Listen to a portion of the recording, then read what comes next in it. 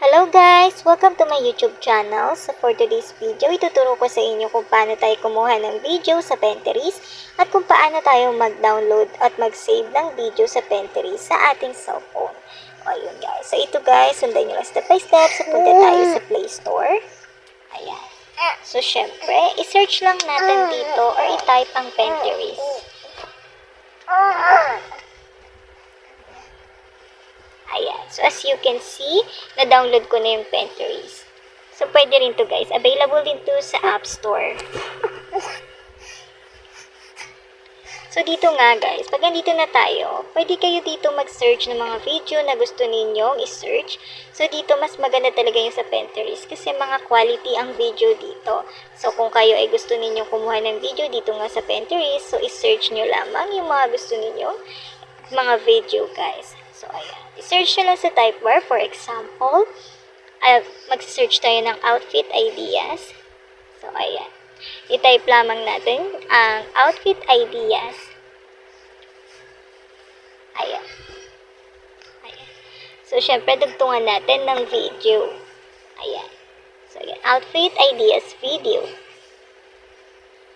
Ayan. So, kapag napunta tayo dito, as you can see, marami kayong pwedeng pagpilian na video, di ba? At mga quality talaga. Ayan. So, kaya naman, kukuha tayo dito ng isang video nga na gagamitin natin example para may pakita ko po sa inyo. So, halimbawa, yung pipiliin natin ito. Ayan. So, as you can see, di ba, ang ganda at napaka-quality talaga ng video niya. So, ang gagawin natin, paano tayo mag-save? Click nyo lang yung red na sa baba na save. Ayan. Click nyo lang yung save sa baba. Ayan. So, i-click lang yung save sa baba. Pagkatapos, ito yung lalabas. So, kailangan po dito, mayroon kayong folder na para iisa nyo lang guys, na ilalagay yung mga, nasa iisa lang na folder. Halimbawa, casual outfits. So, dapat nandun po yung inyong video para hindi kayo mahirapan hanapin yung mga ganong klaseng video.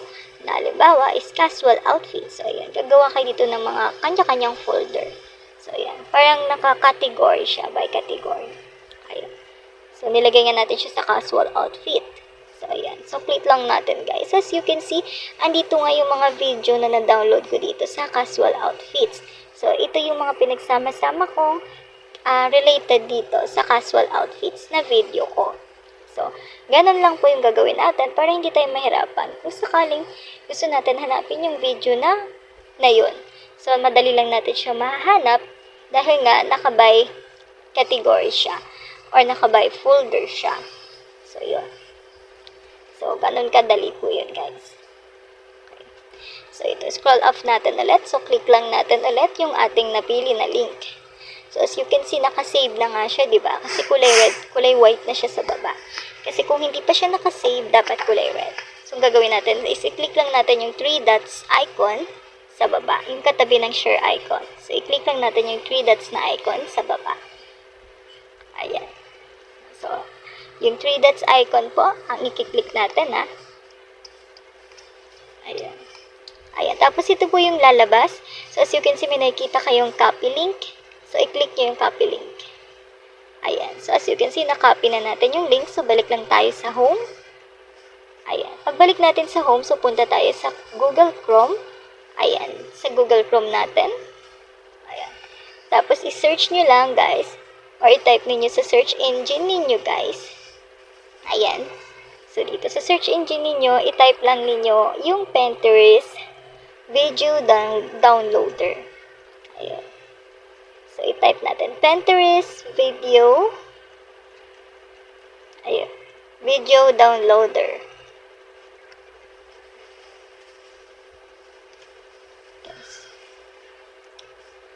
Ayan. So, ayan. Pagpunta natin dito, guys. As you can see, marami ditong mga Pinterest na pwede marami ditong downloader na pwedeng makapag-download sa Pinterest. Pero yung pipiliin natin yung pinakauna is yung Pinterest Video Downloader.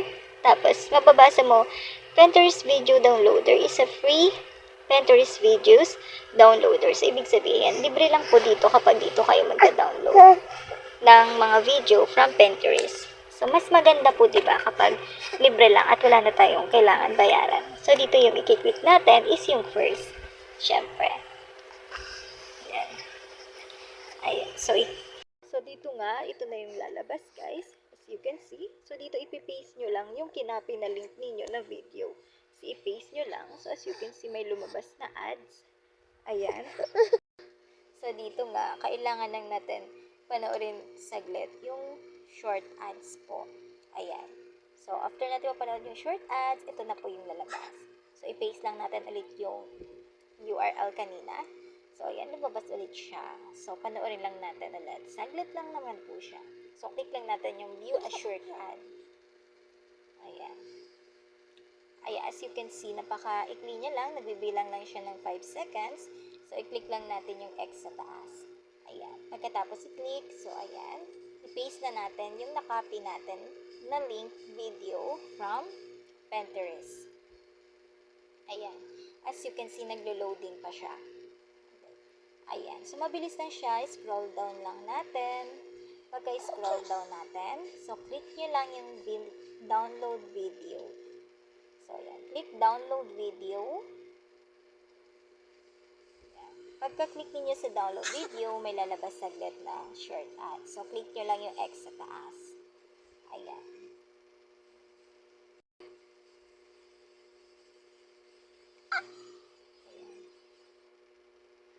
Ayan, diba? So, i-click ninyo yung download video.